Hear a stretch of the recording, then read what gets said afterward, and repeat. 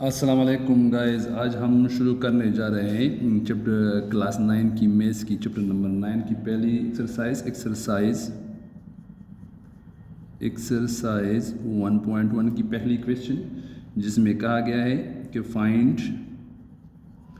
Find the order of the following matrices.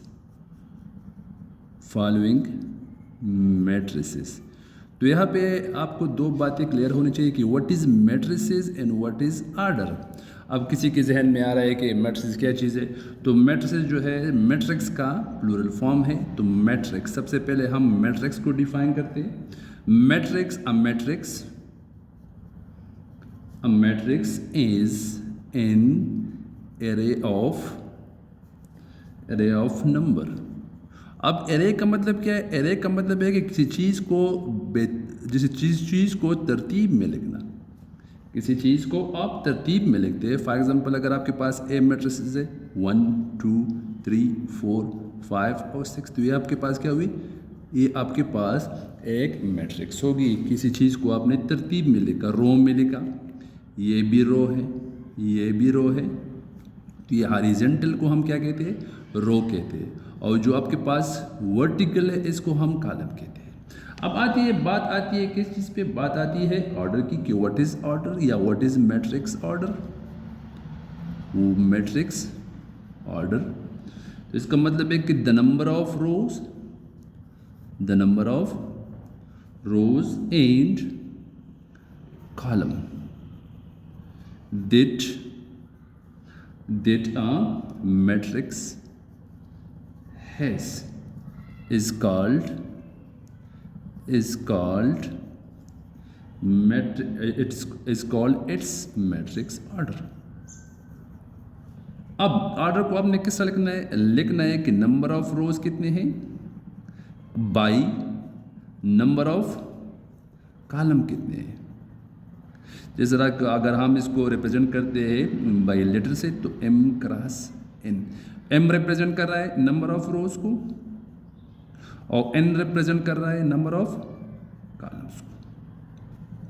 अब आते हैं क्वेश्चन नंबर फर्स्ट पे। कहा है कि a इज इक्वल टू 2 3 -5 6। तो ये कह रहा है कि इसको आपने किस चीज़ में लिखना है? ऑर्डर में लिखना है। तो ऑर्डर का मतलब है कि इसमें कितने रोज है और कितने कॉलम है। तो इसका मतलब है कि इसमें कितने रोज है? इसमें R1 और इसमें R2 रोज है और 2 कॉलम है। तो इसका मतलब है कि 2m क्रॉस n है, तो नंबर ऑफ रोज कितने हैं? 2, और नंबर ऑफ कॉलम कितने हैं? 2। तो इसका मतलब है कि इसका ऑर्डर हुआ 2 क्रॉस 2। सेकंड पार्ट की बात कर रहे हैं, तो इसमें कहा है b is equal to 2 0 3 5। Same to same 2 rows है इसमें और 2 कॉलम है। तो यहाँ भी लिखना है 2 क्रॉस 2। तो इसका क्या हुआ? ऑर्डर हुआ।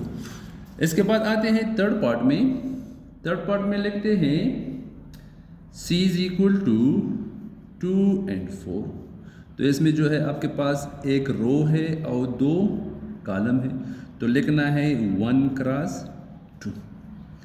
फोर्थ में सब इस तरह है कि सबसे पहले आपने रो लिखना है, बाद में कॉलम लिखना है। अगर पहले आपने कॉलम लिखा और बाद में रो लिख गया, तो आपका आंसर, आपका ऑर्डर जो है वो गलत होगा। No, d is equal to 4 0 6। तो कितने रो बनते हैं? एक R1 R2 और R3, 3 रोज एंड 1 कॉलम्स, तो 3 क्रॉस 1।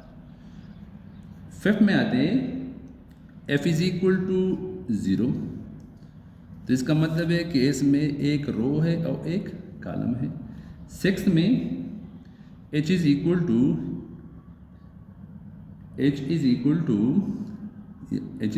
क्या है? 2 3 4 1 0 and 6। तो इसमें कितने रोज हुए?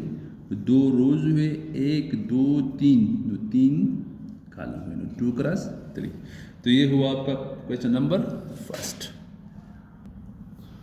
तो आते हैं क्वेश्चन नंबर 2 पे। क्वेश्चन नंबर 2 में कहते हैं कि which of the following matrix are equal. तो इसमें कौन से मैट्रिक्स है जो इक्वल है। इक्वल का मतलब है कि same number of rose in column और सेम नंबर ऑफ एलिमेंट्स, दोनों मैट्रिक्स में सेम एलिमेंट्स होने चाहिए और सेम उसका ऑर्डर होना चाहिए, तो उसको हम कहते हैं इक्वल मैट्रिक्स। फॉर एग्जांपल हम इसमें ढूंढते हैं ए इज़ इक्वल टू क्या है, ए इज़ इक्वल टू सी है, क्योंकि 5 माइनस टू से क्या बनता है, 3 बनता है।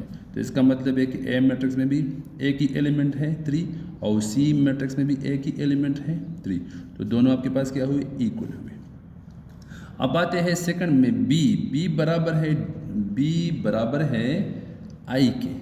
बी इज इक्वल टू आई, क्योंकि बी के मैट्रिक्स में है 3 और 5 और आई के मैट्रिक्स में 3 और 3 + 2। 3 + 2 को अगर हम जमा करेंगे तो आपके पास आएगी 5। अब आते हैं थर्ड में ई बराबर है आपके पास एच के, क्योंकि 4 4 0 0 6 6 और 2 2। सिमिलरली अगर हम आई को इसके साथ कंपेयर करेंगे तो 2 + 2 क्या बनता है, 4 बनता है। 2 - 2 क्या बनता है, 0 बनता है। 2 + 4 क्या बनता है, 6 बनता है। एंड 2 + 0 = 2। तो इसका मतलब है कि E is equal to H and is equal to I. तो सारों का जो है एक ही मैट्रिक्स आ रहा है 4 0 6 एंड 2। लास्ट में जो हम बात कर रहे हैं जी के,